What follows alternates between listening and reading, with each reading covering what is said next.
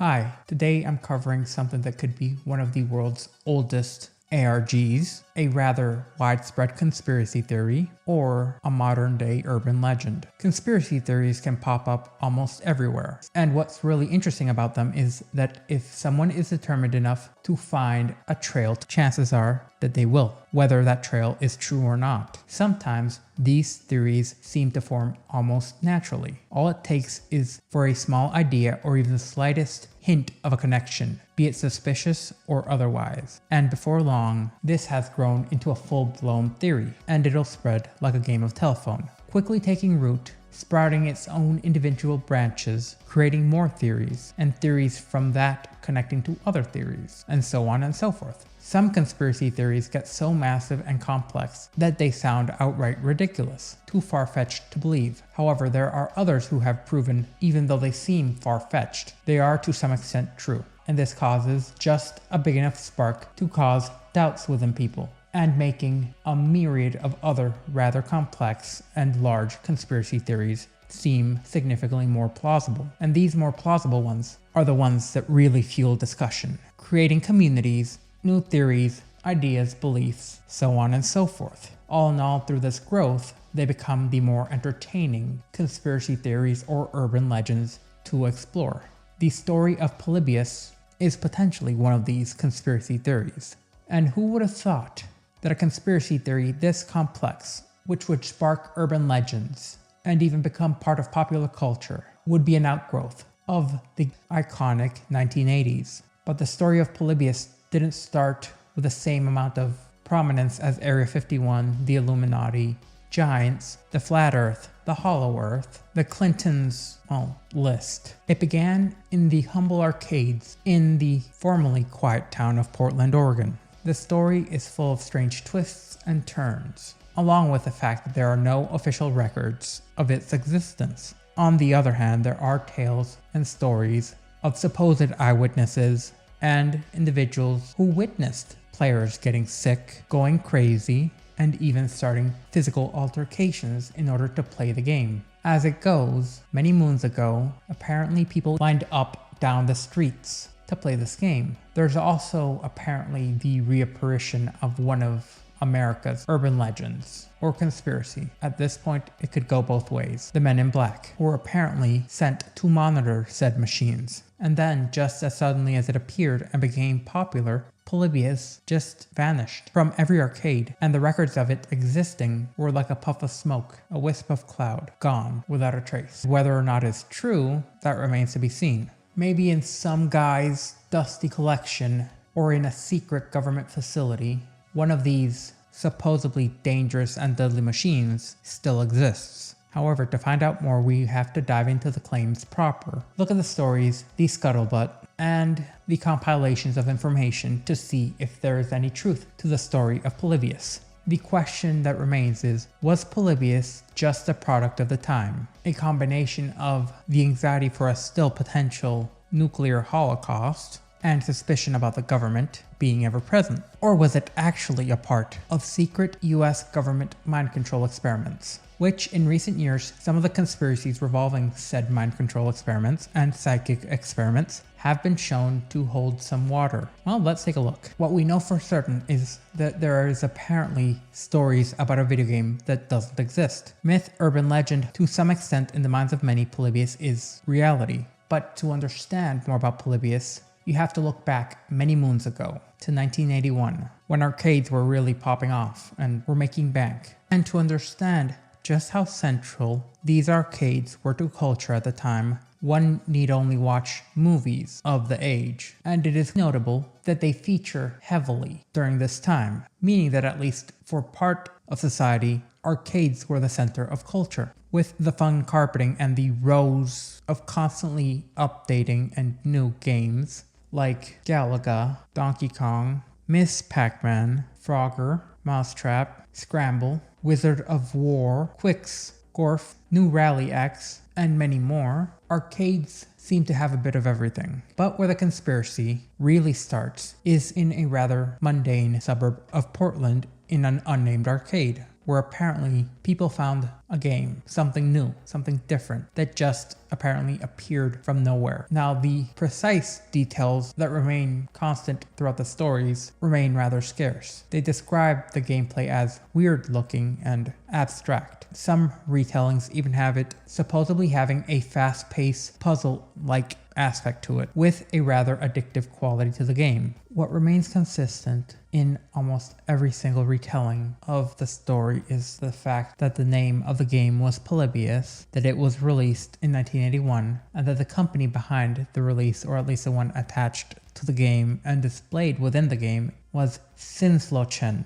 But it wasn't just an arcade machine. Apparently, there were reports of players experiencing a myriad of different sicknesses, from amnesia to night terror, and even behavioral changes. According to the rumors, this was not by accident, but rather it was a part of a secret government project, potentially even something from the military or the CIA, something like MKUltra, Midnight Climax, or even Project Stargate, all of which were rather outlandish government conspiracies that, as time has gone by, have been proven to be true. And these conspiracies do line up with the government's propensity to have individuals dressed in black suits monitoring these experiments, much like the machines along with the gameplay were both monitored and collected. The fact that they all disappeared simultaneously within a month also lines up with the government's practices of just, once it's over, take everything and skedaddle. Unfortunately, this means that to this day there's no verifiable cabinets, boards, or even the game files themselves. At most, there are some ROMs, which amount to fan-made games, and there are actually quite the number of people who have claimed to either have them, seen them, or played Polybius itself. Now, the name Polybius might have some meaning, in part due to the government's practices of attempting to give clever names, or names linked to at least part of what they were doing. Things like Stargate, involving using astral projection, things from beyond the stars, psychic powers for espionage,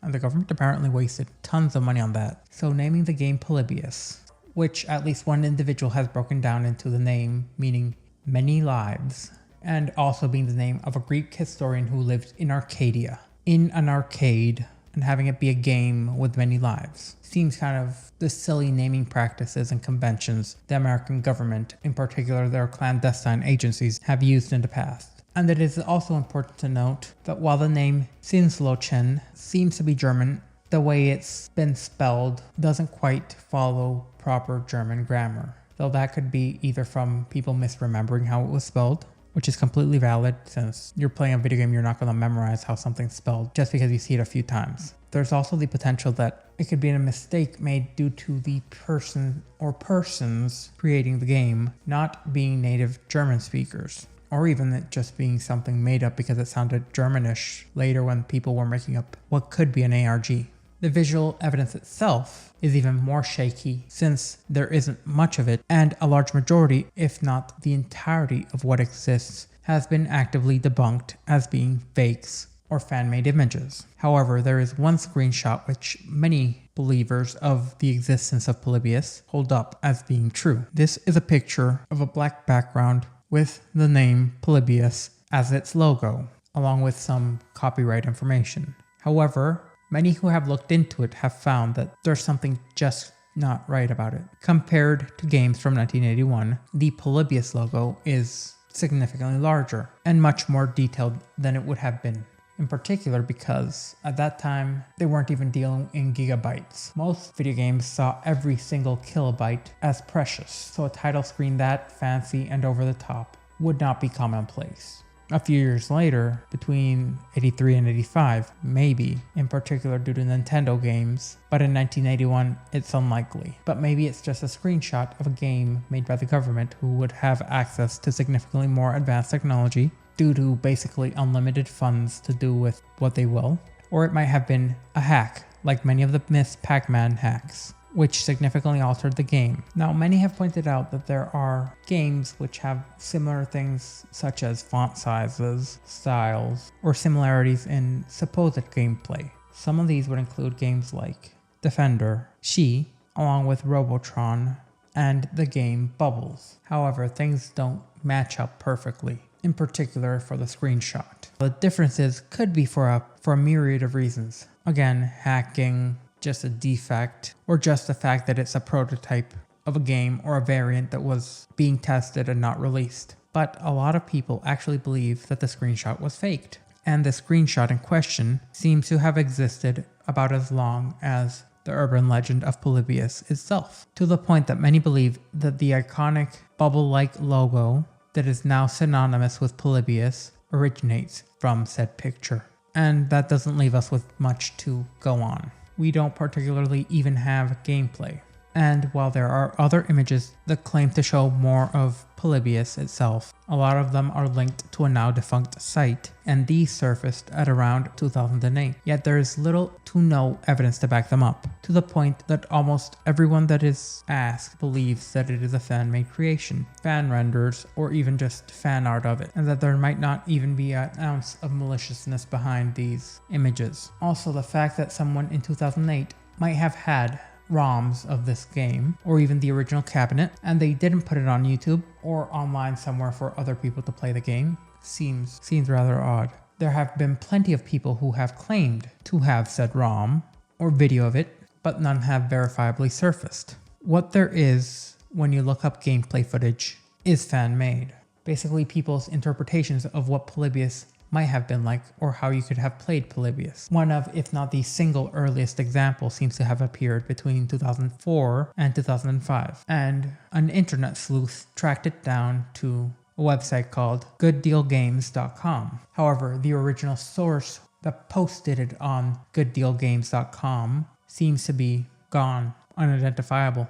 However, what is known is that the game came with a rather ominous warning, almost straight out of a creepypasta of the day, and it goes as follows. The Polybius video game has been linked to impaired memory and psychological changes. Gameplay may cause epileptic seizures in susceptible individuals. Do you want to continue? Supposedly, clicking OK would send you to a familiar screen with a reformatted logo.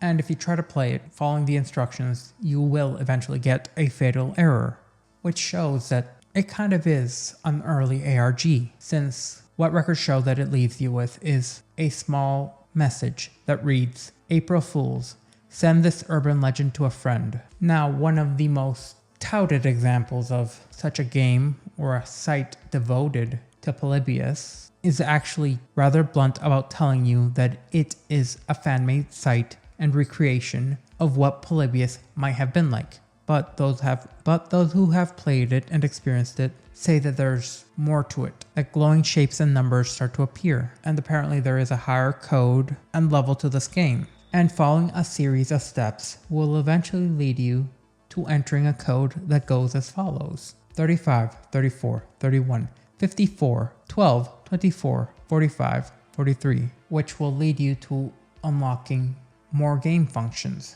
along with a bunch of extra settings, essentially an Easter egg. But the question that many ask is, who is behind this? Apparently at least one individual who has gone deep into this has found that at least one of the domains is linked to an email from gawkerweb.com, which is then connected to roguesynapse.com, which is a website dedicated to recreating fictional or lost games, including Space Paranoids from Tron and the game from The Last Starfighter, guaranteeing that this was not a leak or an actual ROM of it hidden behind some reverse psychology, but that the one example of the game and an example of where a lot of people get modded screenshots for is just a tribute to an urban legend. Now, some believe that there is at least a kernel of truth to the Polybius story in and of itself, that it was actually a video game used to test different experiments from the CIA or the FBI, or even that they were just unreleased games sent to different remote small towns to be tested out to see if they were right for larger releases. In fact, many games of a similar kind have appeared in the background of news reports and home videos, so Polybius could at least be one of those. Now, the theories behind who was linked to Polybius brings back one of Americana's oldest urban legends or conspiracy theories. These are the Men in Black. And in the world of conspiracy theories, the Men in Black are a staple, popping up just in nearly every story that involves a potential government cover-up or alien encounters. These mysterious figures are always dressed in a stereotypical black suit, black glasses, and sometimes a hat. They all seem too mundane to the point that they stick out like a sore thumb, and they're often reported to be government officials or uncanny valley appearing humanoids who are barely passing. The latter type is often described as unnaturally tall,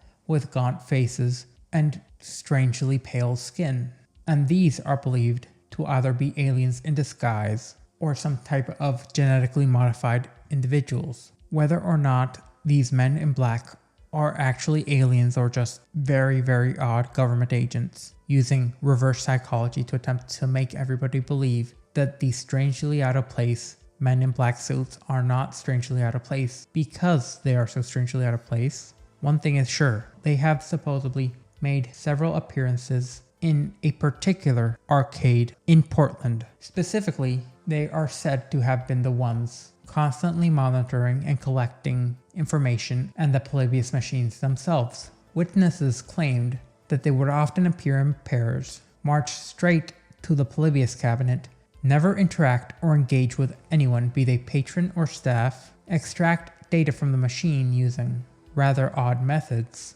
varying from a portable device to some tellings stating that they opened the machine and collected rather detailed printed data, or even constantly taking the entire cabinet away, putting it in a van, and replacing it with a new cabinet. After these visits, and they're dealing with the machine itself, they would supposedly just vanish, only to return within days or weeks and repeat the process. The general consensus amongst many of the true believers in the Polybius legend is that the Men in Black were collecting data on player reactions to the game, or collecting information on the individuals playing the game, kind of like what happened in The Last Starfighter.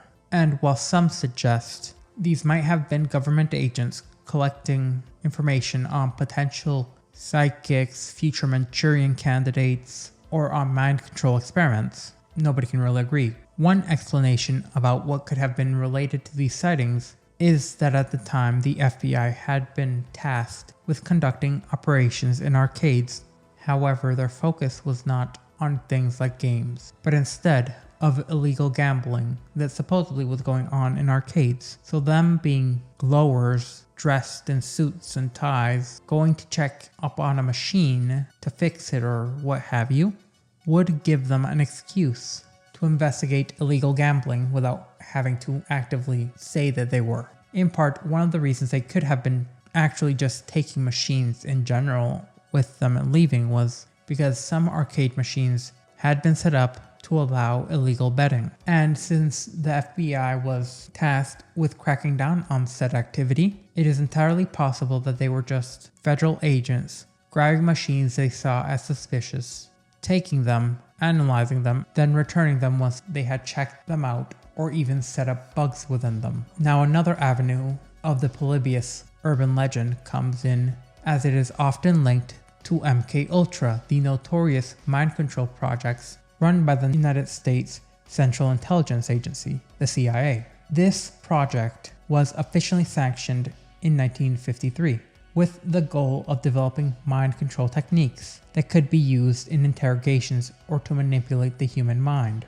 Over its 20-year official lifespan, the project was involved in various experiments, some with willing participants, others, well, not so much. The government really doesn't have a very good track record experimenting on the population. And it wasn't just American citizens, there were also Canadian citizens involved in this. Many of the MK Ultra experiments include the administration of experimental drugs through varying means, extreme isolation, sensory deprivation, along with physical and psychological torture. Some of the most shocking practices involved both verbal and adult abuse. The project would eventually become infamous not only for its unethical methods, but also because when it was first brought to the public's attention, almost all related documents would be destroyed by the government and the agencies involved in it. Despite this, the government's not very good at keeping or destroying everything.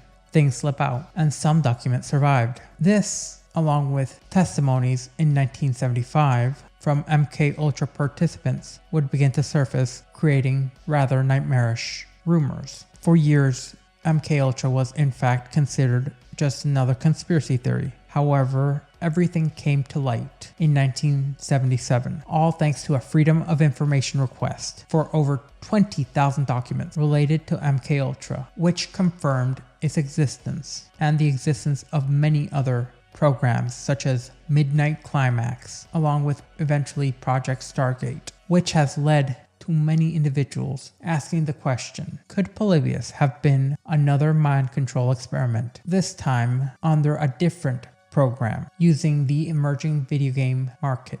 Since oftentimes the government has shown that when it is told no, you cannot do this, they'll just find a way around that prohibition. And it is a rather intriguing idea, considering that MK Ultra would use a variety of different methods to attempt to accomplish mind control, including electronic implants and mind-altering drugs. However, it is rather important to note that in none of the MK Ultra documents, at least the ones that have been discovered and released so far, have mentioned anything about video games, but this could be just because MK Ultra officially ended in 1973, almost a decade before Polybius ever appeared. But it is important to note that the first home video game console was released around the time that MK Ultra would be winding down, which would lead to another important government project potentially being spawned, one involving video games, which at this point isn't even far-fetched, since it's common knowledge at this time that the US military does openly use video games and online spaces as recruitment grounds. So what's to say that they weren't using video games as a testbed for mind control experiments back in the day? Or at least that's what many argue. However, this theory could be a chicken and the egg situation, as the appearance of the eerie legacy of MK Ultra could have unintentionally shaped popular culture in such a way that the conspiracy theory of a video game existing might have been spawned from the existence of the knowledge of MK Ultra going from conspiracy theory to reality. Another important date involving Polybius would be February 2006, due to a curious entry appearing on coinop.org, which was an arcade video game resource website. This is what many claim to be the first appearance of Polybius online, as the people who had interacted with the entry stated that the entry described the game as weird looking, kind of abstract, fast action with some puzzle elements, and a copyright date of 1981. However, no matter how much people attempted to find it, no official copyright records exist for Polybius. The coinop.org entry also claimed that the person who created the post had direct access to a ROM image of the game, which they had used to extract some basic information. Attached to this entry was an image that is considered the only potentially genuine screenshot of Polybius.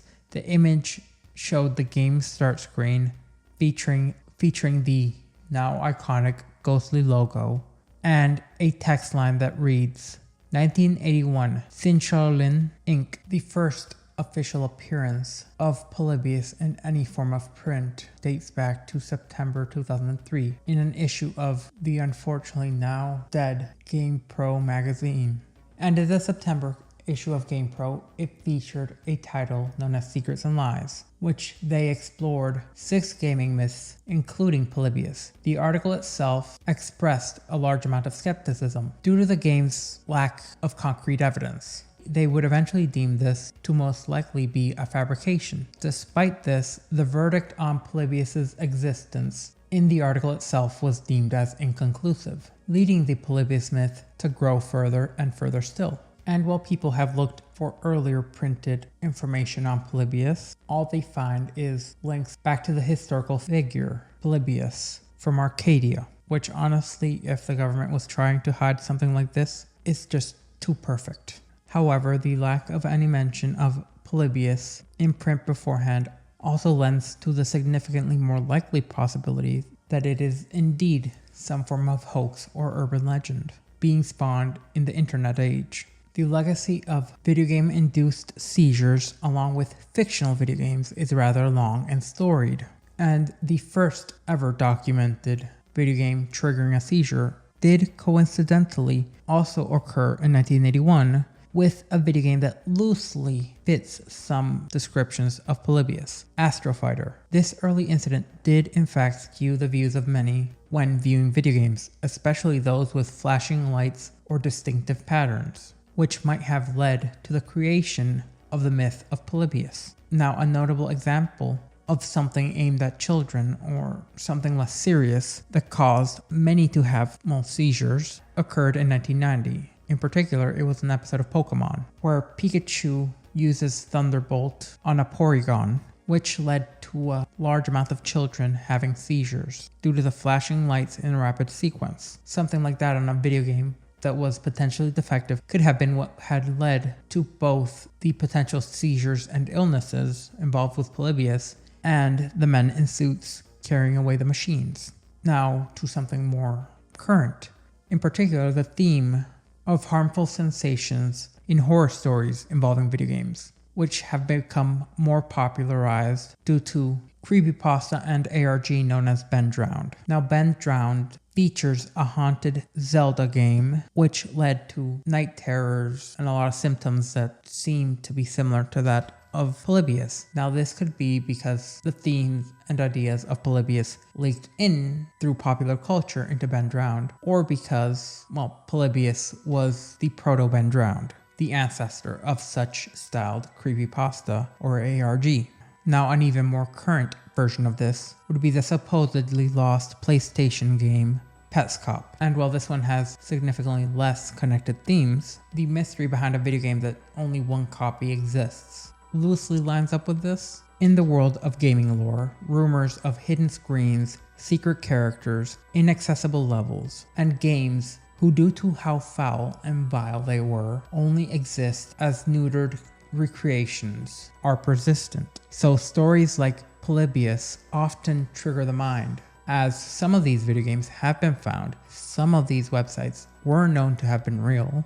Many of these levels keep constantly being discovered, leading some to genuinely believe that this almost magical game could be real. And while our memories may be what shapes our reality, memories can also be rather unreliable, especially when it comes to recalling past experiences, such as a mythical video game. Stories like Polybius will often trigger the mind to search for connections in fragmented or lost memories, leading some to genuinely believe that they have experienced something which might or might not have happened at all, adding to the allure of community and a greater mystery, which has largely contributed to the urban legend of Polybius, especially with all the fan art and fan recreations milling about. While all signs point to Polybius potentially being a product of myth and speculation rather than a real arcade game, with the seemingly total absence of any solid evidence, including records from a supposed copyright, it seems that the possibility for Polybius to exist keeps getting slimmer by the day.